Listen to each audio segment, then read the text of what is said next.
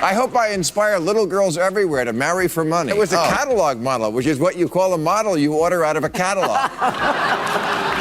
When the ship is sinking, it's because the person like Trump, the nut at the center of it, starts surrounding himself. I have no first language. He normally surrounds himself with pretty crazy people. Bill Maher's latest roast of Melania Trump and Laura Loomer was a masterclass in savage comedy, exposing the absurdity of today's political circus with the precision of a surgeon's scalpel. The setup, a political storm, complete with conspiracies and disappearances, that was ripe for a takedown, and Maher did not hold back. He came for Melania like she was an invisible ghost, appearing less than the Loch Ness Monster, with only an occasional whisper of a public appearance or mysterious disappearance. For Loomer, Maher made her out to be a walking conspiracy theory, someone whose every tweet was a meme waiting to be born. It wasn't just a roast, it was a comedy event so sharp it left the internet reeling for days. First, the Melania disappearance act. The world hadn't seen her in months. Was she hiding out in Mar-a-Lago, quietly working out a hush-hush divorce settlement with Donald? Or was she out living her best life, sipping wine somewhere in Slovenia, away from all the madness of Trump's world?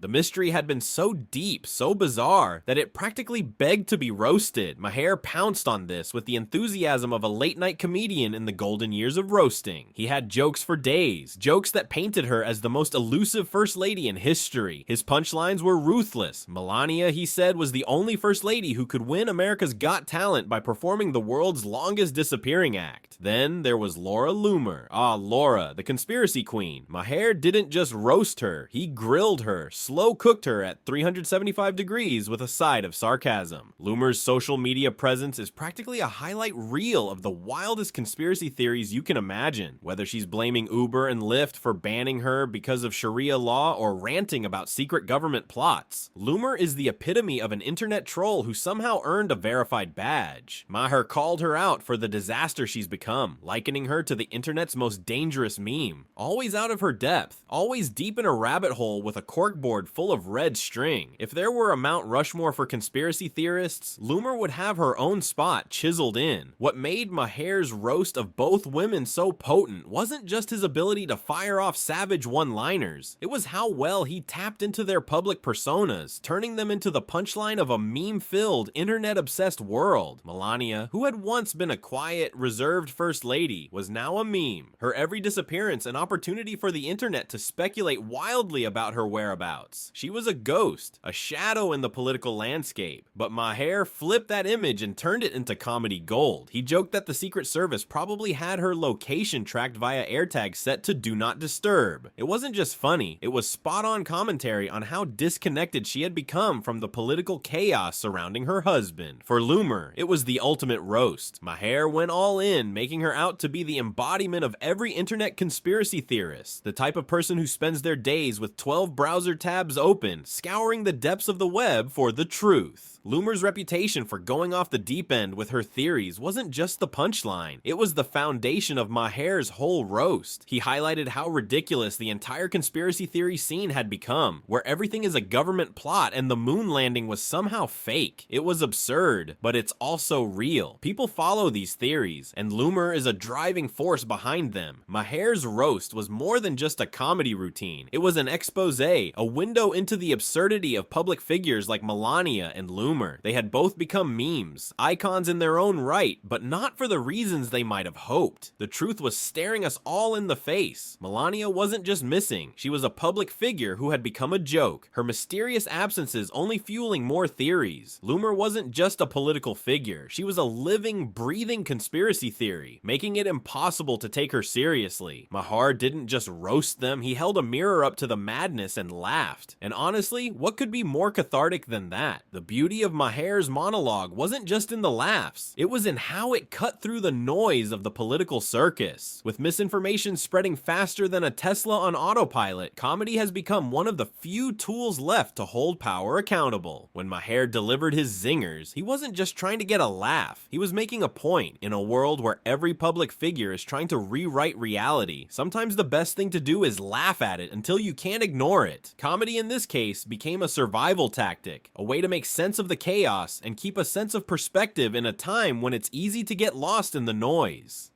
Social media didn't take long to catch on. Once Maher's roast hit the internet, Twitter went into overdrive. Memes, polls, and jokes spread like wildfire. Every person with an opinion on the matter had something to say, and they didn't hold back. The real magic happened when Loomer herself got involved. It was like watching a car crash in slow motion. She couldn't resist the bait. As she tried to defend herself, the situation only worsened for her. The more she fought back, the worse she looked. It's like Maher had struck a nerve.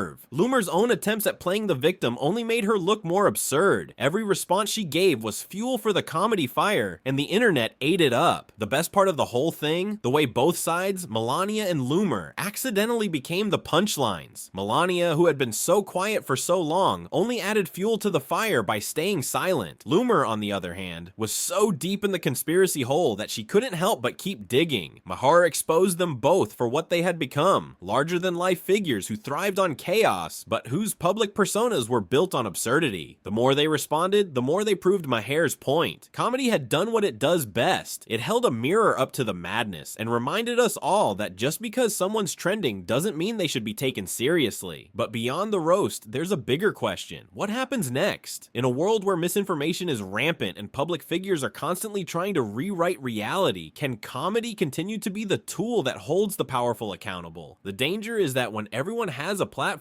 everyone can become a target. Loomer and Melania might have been the joke this time, but who's next? Will comedians continue to call out the absurdities, or will the fear of backlash make them back down? The real magic of Maher's roast was in how it reminded us of the power of comedy in a world that seems to be spinning out of control. In a time when truth is often hard to come by, laughter can be a form of resistance. Bill Maher didn't just make jokes, he made a point, and in doing so, he opened the door for the kind of conversation that can't be ignored. Whether you loved it or hated it, one thing's for sure, nobody could walk away from this roast without a little smoke on them. So what's the verdict? Was it savage genius, or did Maher go too far? One thing's clear, comedy is one of the last remaining weapons we have in this fight for truth. Whether it's about Melania, Loomer, or the absurdity of today's political circus, Maher showed us that sometimes the best way to deal with the chaos is to laugh at it. After all, if you can't laugh at the world's weirdest reality show, what can you do? In the end, this roast wasn't just about making people laugh. It was about pointing out the absurdity of the world around us. And if comedy can do that while serving up some savage truths, maybe it's time we all started paying more attention to the jokes. Because in a world that feels like one big strange simulation, sometimes the only way to make sense of it all is to laugh until you can't breathe.